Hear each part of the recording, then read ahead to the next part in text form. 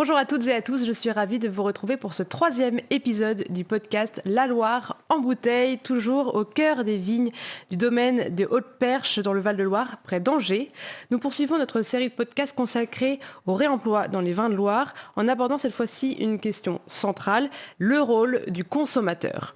En effet, la circularité de la bouteille n'existe que si un geste clé est accompli, le retour de la bouteille. Alors comment embarquer le consommateur dans cette démarche, comment le sensibiliser, l'encourager à s'engager dans cet acte citoyen? Pour en parler, nous accueillons 3 invités qui partageront avec nous leurs expériences terrain, leurs solutions concrètes, le fruit de leurs échanges quotidiens avec celles et ceux qui dégustent le vin. Je rappelle que l'abus d'alcool est dangereux pour la santé. C'est parti pour la Loire en bouteille. Pour ces échanges, je suis ravie d'être entourée de 3 personnes actives sur cette question. Laurent Ligonière, vous êtes vigneron au domaine des Deux Moulins. Merci beaucoup d'être avec nous. Guillaume Dutoit, vous êtes chef des produits bières, vins et spiritueux au Fourgon. Merci d'être avec nous. Et Sophie Talbot, vous êtes directrice générale d'Interloire. Merci d'être avec nous. Merci à vous. Guillaume Dutoit, je me tourne tout d'abord vers vous parce que c'est vrai que quand on parle de réutilisation de vin, on pense assez facilement à consigne, mais ça peut être différent. Est-ce que tout d'abord, vous pouvez nous expliquer donc, le concept du fourgon et nous expliquer cette différence? Très bien. Le fourgon, ça a été créé il y a un peu plus de 4 ans dans le Nord. Oui. L'idée, c'était de relancer la tournée du brasseur ou du laitier qui existait à l'époque, mais en la modernisant, en livrant les clients à domicile de tout type de produits consignés, d'abord de la boisson, dont du vin et d'autres types de produits également. Mm-hmm. Et du coup, à chaque livraison, on récupère les contenants vides pour que ça parte au lavage et non plus au recyclage, enfin, la poubelle pour être recyclée. Et donc, en effet, la différence entre le réemploi, le lavage et la consigne, c'est que la consigne, ça va être une caution, en fait, sur le contenant pour inciter les clients à ne pas jeter le contenant, du fait qu'ils vont avoir une caution financière dessus. D'accord. Ça va leur permettre de les inciter à bien mettre de côté le contenant et non pas à la poubelle. Et là où le réemploi et donc le lavage, c'est le fait que le contenant soit lavable avec un contenant assez lourd pour être lavé et une étiquette qui s'en va au lavage, donc hydrosoluble. Donc ce qu'on consigne, c'est des contenants lavables. Voilà, c'est ça. Alors que la consigne, c'est vraiment la caution financière en fait sur le contenant. D'accord. Laurent Ligonière, alors vous, au domaine des Deux Moulins, à quel moment est-ce que vous avez choisi de passer à cette étape du réemploi et pour quelles raisons? Est-ce que vous pouvez nous raconter un petit peu l'histoire du domaine à ce niveau-là? Tout à fait. On a commencé début 2023 à mettre toutes nos bouteilles réemployables et ça a été le fruit d'une réflexion où on a commencé en agriculture biologique fin 2018 et on s'est demandé comment faire pour aller un peu plus loin dans la diminution de l'impact environnemental. Et la Chambre d'agriculture nous a accompagnés en faisant un bilan carbone de l'entreprise et on s'est rendu compte que la moitié de nos émissions carbone en tant que domaine viticole étaient liées à l'utilisation de la bouteille. Donc on s'est dit, et à ce moment-là, ça, à ce niveau-là. Exactement, on avait un vrai levier d'action dans la mesure où en plus de ça, une filière se mettait en place, avec bout à bout chez nous, mais en fait France Consigne en général. Bout à bout, je rappelle que c'est l'entreprise qui fait le lavage. Qui fait le lavage, qui centralise le lavage dans notre région à nous. Oui. Donc qui vient collecter et laver. Et c'était du coup possible de réemployer nos bouteilles. Et donc on s'est dit, passons au réemployable.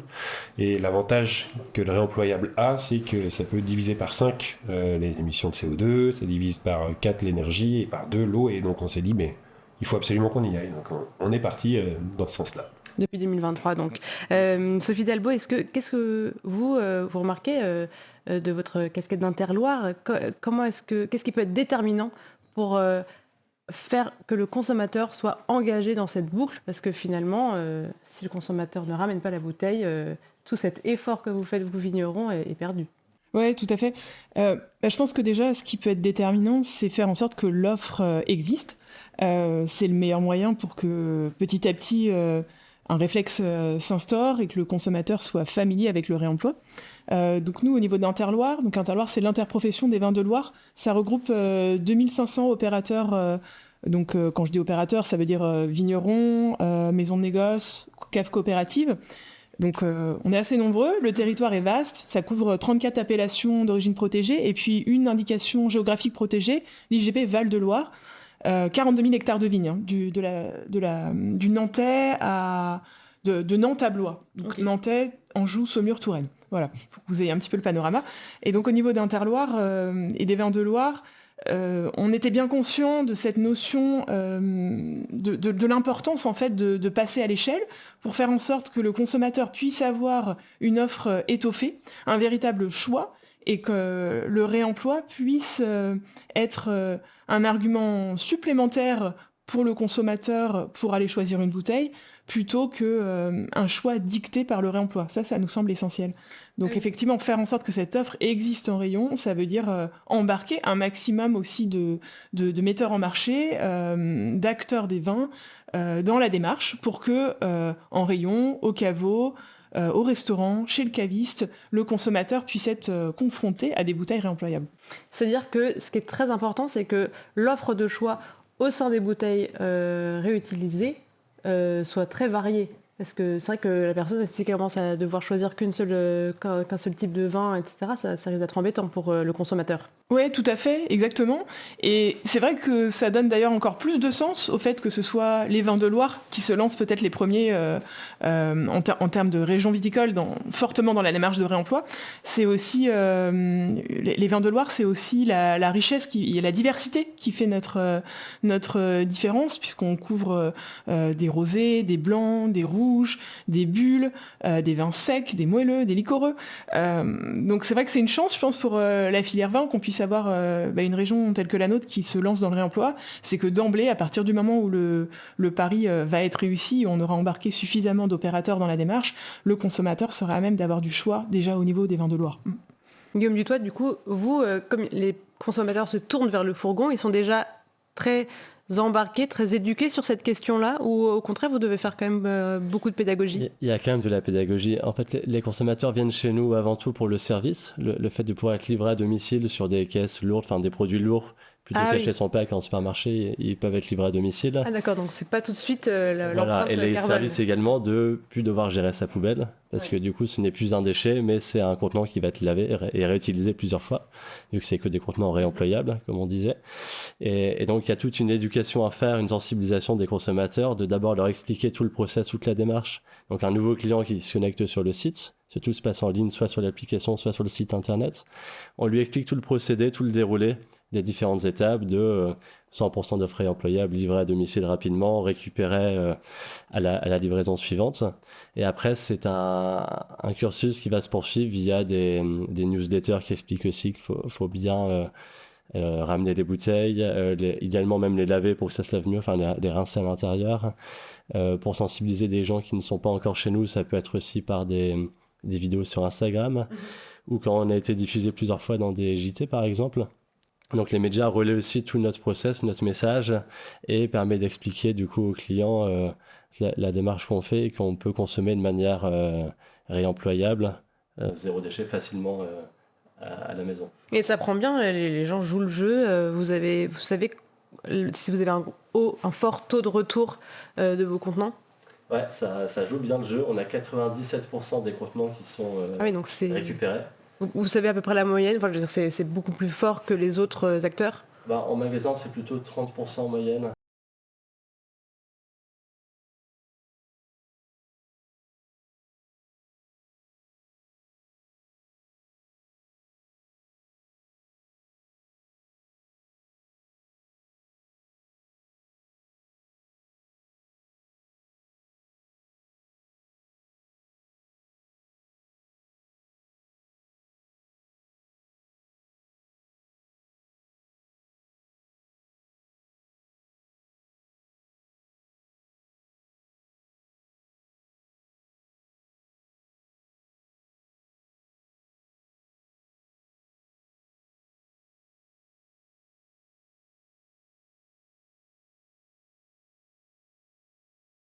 À la commande suivante. Laurent Ligonière, vous, comment est-ce que vous interagissez avec vos consommateurs? J'imagine d'abord ceux qui viennent au domaine. Comment est-ce qu'ils réagissent quand vous dites qu'ils vont devoir revenir avec la bouteille? Eh bien, globalement bien, parce qu'on est nos propres meilleurs ambassadeurs. C'est-à-dire qu'on est convaincu du sujet, que nos bouteilles sont réemployables et on veut qu'elles soient réemployées.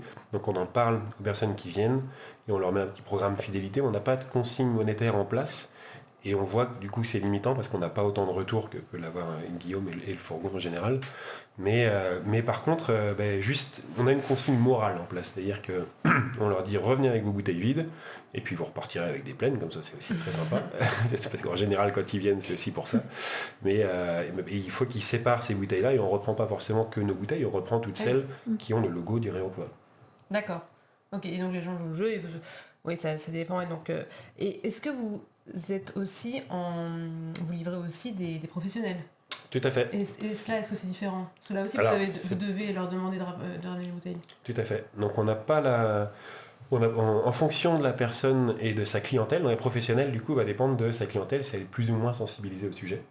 On a deux types de professionnels. On a des professionnels qui sont des restaurateurs. Les restaurateurs, c'est super parce qu'ils sont déjà habitués à la consigne des bouteilles avec d'autres produits, type des softs ou des eaux minérales. Donc là, on peut récupérer au moins 90% des bouteilles et c'est super dans la mesure où notre distributeur, qui est l'intermédiaire, joue le jeu et qu'on livre aussi en casier. Et là où c'est le plus difficile et où on a besoin de s'adapter, c'est les clients revendeurs. Donc, c'est-à-dire des petits magasins en ville qui sont soit des cavistes, soit des petites épiceries, bio, vrac local, qui eux vont aller vendre à des clients qui vont utiliser leurs bouteilles après. Et c'est beaucoup plus facile dans les épiceries bio, vrac local, parce que la clientèle est déjà sensibilisée, parce qu'on est toujours sur une consigne morale, donc il faut que les gens les ramènent parce qu'ils sont convaincus, que chez un caviste, où du coup, c'est des gens qui viennent chercher du vin, mais pas forcément limiter leurs déchets. Oui, et c'est vrai que vous avez prononcé le mot local, j'imagine que ça c'est un élément fort qui va permettre aussi, jouer local, ça va permettre de solliciter plus facilement le retour. Ouais, alors bien sûr, parce que plus on est proche de nos clients, plus c'est facile de communiquer avec eux pour que, après, dans la mesure où, encore une fois, c'est une consigne morale, eh bien, ils soient convaincus que les ramener, c'est bien. Mais on a aussi, nous, fait ce choix au domaine parce que c'est le dernier levier qui nous permet de limiter notre impact environnemental. Parce que 50% des émissions carbone, c'est la bouteille, mais 40%, c'est le carburant. Donc, en fait, faire attention à tout notre impact sur nos bouteilles et à la fin les exporter, ça n'a pas de sens, sachant que exporter, elles ne seront pas réemployées. D'accord. Donc le local, pour nous, c'est 200 km max, mais le réseau de consignes français est mis en place pour que ça marche sur le territoire national. Oui, c'est ce qui va être important. Sophie Talbot, sur le plan pédagogique, comment est-ce que vous arrivez à sensibiliser vraiment le consommateur pour qu'il adopte ce geste ? Oui, effectivement, je rejoins Guillaume là-dessus. La pédagogie, c'est vraiment quelque chose de clé. Aujourd'hui, il y a un gros travail à mener pour que les consommateurs soient informés, comprennent en quoi consiste le réemploi et soient convaincus de l'utilité du réemploi. Et nous, justement, c'est ce qui nous a séduit aussi dans l'appel à projet qui a été lancé par ADEPE Citeo en 2024. Dans le cadre de cet appel à projet, il y avait la possibilité soit de candidater avec un projet à titre individuel, projet de réemploi avec une subvention de 50%, soit sinon de créer un consortium d'acteurs. Et en fait, en créant un consortium, on était alors éligible, chacun des membres du consortium, donc chacun des acteurs, que ce soit un domaine, une cave coopérative, une maison de négoce, chacun sont accompagnés à hauteur de 70% sur leur projet de réemploi. Donc ça, c'est intéressant. Et la deuxième chose, justement, c'est qu'aussi le fait de constituer ce consortium crée la possibilité de venir également enrichir le dossier avec une campagne de communication, éligible également à la subvention ADEPE Citeo. Donc c'est ça aussi qui nous a séduit dans le projet. Et donc on a créé ce consortium Vins de Loire, donc constitué par 10 acteurs des Vins de Loire en 2024. Et donc grâce à cette opportunité, on a pu créer des affiches pour essayer de promouvoir ce geste de retour qui est clé dans le réemploi auprès du grand public. Et puis également, on a fait des petits clips disponibles sur les réseaux sociaux. Donc, vous pouvez aller voir sur le site Interloire et les Vins de Loire sur les réseaux sociaux, sur LinkedIn notamment. Donc, des petits clips qui décomposent un petit peu les différentes étapes de la boucle du réemploi et en quoi le consommateur joue un rôle clé en allant retourner sa bouteille. Donc, ce fameux geste du retour qui est essentiel. Donc, effectivement, la pédagogie, on la joue par ce biais-là de manière directe, on essaye à notre échelle. Et puis aussi le choix de s'engager, c'est c'est même complètement nouveau dans la filière vin. On est la seule région d'ailleurs à s'être constituée candidat et à être retenue dans le cadre de l'appel à projet encore plus de réemploi. Donc les vins de Loire jouent le jeu, s'engagent, défrichent et ça c'est essentiel pour que l'offre existe, on l'a dit, mais aussi pour pouvoir bénéficier de toute la campagne nationale qui a lieu sur le réemploi. Je parle pas du vin, je parle vraiment de manière générale, que ce soit sur les boissons, l'épicerie, la conserverie. Ouais. Donc nous, on a voulu aussi saisir cette opportunité sur 2024-2025, là où vraiment, en France, on est en train de cranter quelque chose sur le réemploi, pour pouvoir utiliser cette caisse de résonance nationale pour venir aussi porter le message que c'est possible aussi d'acheter une bouteille de vin réemployable, même s'il y en a encore peu. Donc j'espère que notre initiative fera boule de neige et que d'autres régions de vin aussi en France se lanceront sur le réemploi. Ouais, on va revenir sur après cet aspect national. Je me tourne peut-être vers vous trois. Est-ce que vous avez concrètement l'impression qu'il y a une phrase, un truc qui fonctionne bien, qui fait que ça provoque le déclic dans la tête du consommateur? Peut-être, je sais pas... Est-ce qu'il y a quelque chose, une phrase, ou alors c'est vraiment les réseaux sociaux, c'est les plus jeunes, où est-ce que se situe ce déclic? L'important, je pense, c'est de permettre au client de répondre à son besoin, donc le besoin produit, avec la réponse derrière réemploi et zéro déchet. Et c'est vrai que derrière, quand on ajoute en plus ce côté service comme on peut avoir, ou comme il y a d'autres initiatives qui sont mises en place, derrière, il y a toutes les réponses qui font que le client... est contente de consommer de manière réemployable, zéro déchet, et c'est même la petite cerise sur le gâteau, le fait qu'il n'y ait pas de déchets avec cette consommation-là. S'il y a le bon produit avec le bon service et en plus zéro déchet, c'est quand même idéal. Guillaume Dutoit, donc vous travaillez majoritairement pour des consommateurs privés. Est-ce que vous travaillez aussi pour la grande distribution ? Alors en effet, le fourgon, ça a été lancé pour les particuliers, ça représente à peu près 85% de la clientèle. Mais il y a également des clients pros type traiteurs ou un peu de CHR, etc. qui ont également besoin d'une offre zéro déchet livrée chez eux. Et la grande distribution, du coup, récemment nous sollicite également pour lancer des rayons consignés en magasin. Le fait qu'on ait une offre très large, tout en contenant réemployable, c'est vachement facile parce qu'on peut livrer du coup des magasins ou des drives directement, et dès qu'ils récupèrent les contenants vides des clients, ils remettent dans les caisses le fourgon, et nous, dès qu'on les relivre, on récupère comme un client particulier, et ça marche pas mal. Là, on a fait un test avec un drive il y a 6 mois, et ils ont un taux de retour de 65% déjà. D'accord. Alors qu'il y a un décalage plus long que nous quand on va en forcément, il y a un direct. intermédiaire du coup. Voilà, le temps qu'ils ramènent le drive pour qu'on récupère. Donc c'est assez encourageant, ça montre qu'avec un bon service derrière, et je pense que le drive, le fait que les clients aient juste à mettre dans leur coffre les contenants vides, c'est aussi facile, plus que d'aller mettre même dans une poubelle, une bulle à verre, les déchets, permet d'avoir des bons taux de retour aussi là-dessus. Oui. Qu'est-ce qui vous manquerait pour vraiment vous déployer à grande échelle sur tout le territoire national ? Ça demande pas mal de financement quand même, d'ouvrir des entrepôts pour pouvoir livrer les clients. Et l'idée, c'est de proposer nos services au maximum de monde.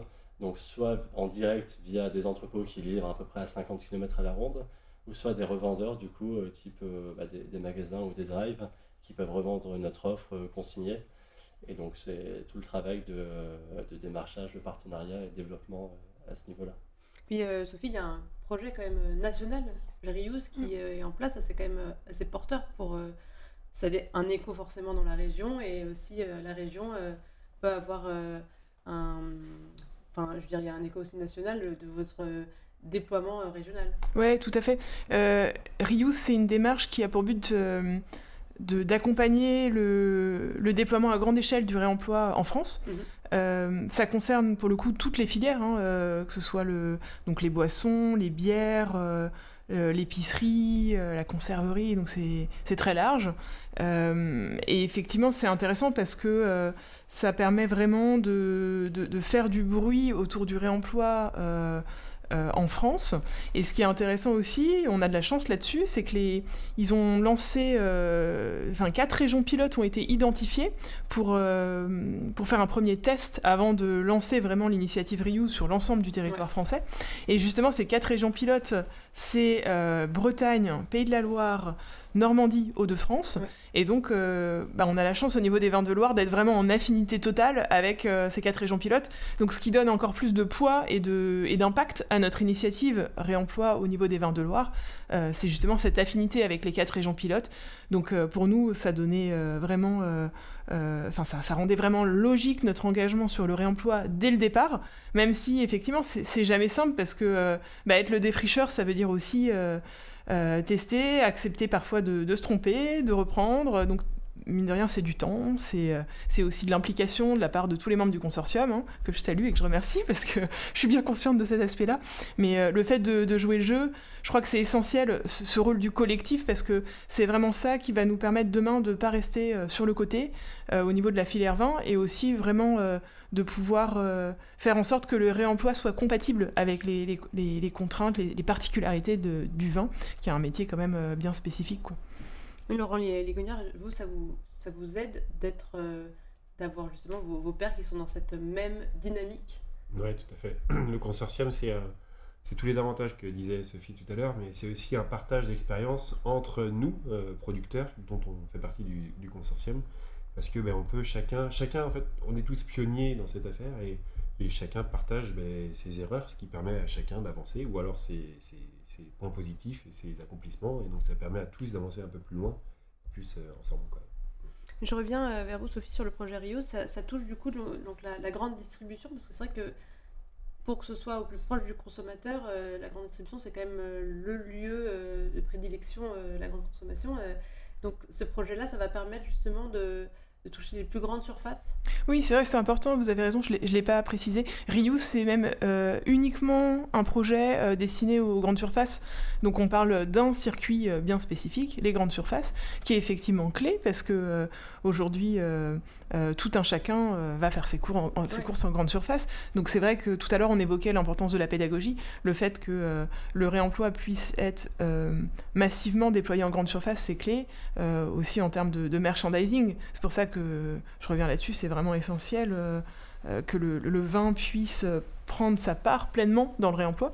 C'est aussi une façon que nos rayons vins ne soient pas laissés pour compte, et que nous aussi on puisse prendre le mouvement en cours qui s'organise. Donc ça, c'est très important. Et l'initiative du consortium Vins de Loire sur le réemploi, elle est très vaste, puisque elle touche tous les circuits. Ça dépend en fait des acteurs engagés dans le consortium. Certains sont que sur le caveau, certains sont que en vente directe au caveau, d'autres sont plutôt orientés sur la vente vis-à-vis des grossistes, vis-à-vis des cavistes, vis-à-vis des restaurateurs. Il y a vraiment tout un tas de situations. Et puis il y a aussi des acteurs qui vendent leurs produits, leurs vins, à la grande distribution. Donc c'est là où ça crée un lien avec Reuse, c'est que nous aussi on est concernés, et on est éligible, en tout cas on est capable de pousser des vins de Loire au niveau des grandes surfaces par Reuse. Guillaume Dutoit aussi, l'importance, est-ce que c'est aussi l'harmonisation des contenants pour permettre justement une échelle nationale du réemploi? Ça c'est indispensable, parce qu'en effet tout contenant récupéré derrière doit être trié par format pour ça puisse être lavé efficacement par les différents laveurs du réseau France Consigne. Et en effet, si on commence à avoir une multitude de bouteilles différentes, ça emmène beaucoup de complexité de tri, et puis derrière de lavage sur des batchs de lavage spécifiques pour revendre tel format, tel producteur, etc. Alors que si le nombre de formats est assez réduit, c'est beaucoup plus simple. D'où l'importance de standardiser les formats sur la bourguignonne, la bordelaise, etc. Et de la bouteille lourde aussi, pour que ça puisse avoir plein de cycles de lavage. Donc ça, c'est vraiment important. Nous, tous nos continents, on a globalement 2 types de bouteilles, la bourguignonne, la bordelaise, sur 2 teintes, la transparente ou la feuille morte. Et donc, chaque vigneron qu'on va référencer doit être sur un de ces standards. Il y a un cahier des charges en fait, du nombre de formats qui a été établi par France Consigne. Et donc, ils doivent respecter ce cahier des charges pour être référencés chez nous, pour que derrière, ça se trie facilement, ça se lave facilement, et que ça soit efficace pour cette boucle du réemploi. D'accord. Laurent Ligonière, qu'est-ce qui vous permettrait d'aller encore plus loin dans votre démarche L'objectif étant que le plus de bouteilles soient réutilisées. Donc pour nous, les pros, pour les revendeurs professionnels, il faut aller chercher des gens qui ont cette sensibilité et qui ont la clientèle sensible. Typiquement, le fourgon c'est génial, ce que vous faites, c'est parfait pour ça. Et pour les particuliers, ce qui marche le plus, ou ce qui a priori marche le plus, c'est la consigne monétaire. Au-delà de parler de tous les bienfaits, donc c'est ce qui se fait au national, à grande échelle sur le projet Reuse. Et faut qu'aussi, nous, petits acteurs, on soit capables de mettre cette consigne monétaire en place, et on va essayer de faire ça. Oui, vous avez pensé du coup de mettre la consigne monétaire en place. Tout à fait. Si je peux me permettre là-dessus, la consigne monétaire, en effet, ça engage le client à ne pas jeter le contenant, donc c'est vraiment bien pour favoriser un bon taux de retour. Le seul frein, c'est d'avoir une valeur, de l'argent à avancer, et du coup qui peut bloquer un peu l'achat. Donc c'est là où il faut éduquer le client à se dire je vais le récupérer derrière et c'est pas si grave. Bien, nous, ce qu'on a fait derrière pour limiter un peu l'impact sur le panier, c'est de mettre une empreinte bancaire en fait sur la caution, sur la consigne. Et donc si le client ne rend pas le contenant sous 60 jours, là on le débite, mais si nous le rend plus tard, on le recrédite sur sa cagnotte. Mais c'est vrai qu'il faut trouver des astuces comme ça pour lever ses freins, tout en gardant l'engagement du client avec cette caution. Et au bout de quelques semaines, il a une petite alerte pour le rappeler qu'il va être débité. Bien, merci beaucoup à tous les trois pour ces échanges. Je rappelle que Laurent Ligonière, vous êtes vigneron au domaine des Deux Moulins. Guillaume Dutoit, vous êtes chef de produits bières, vins et spiritueux au Fourgon. Et Sophie Talbot, vous êtes directrice générale d'Interloire. Merci beaucoup à tous les trois et merci à vous toutes et tous de nous avoir suivis. C'était La Loire en bouteille.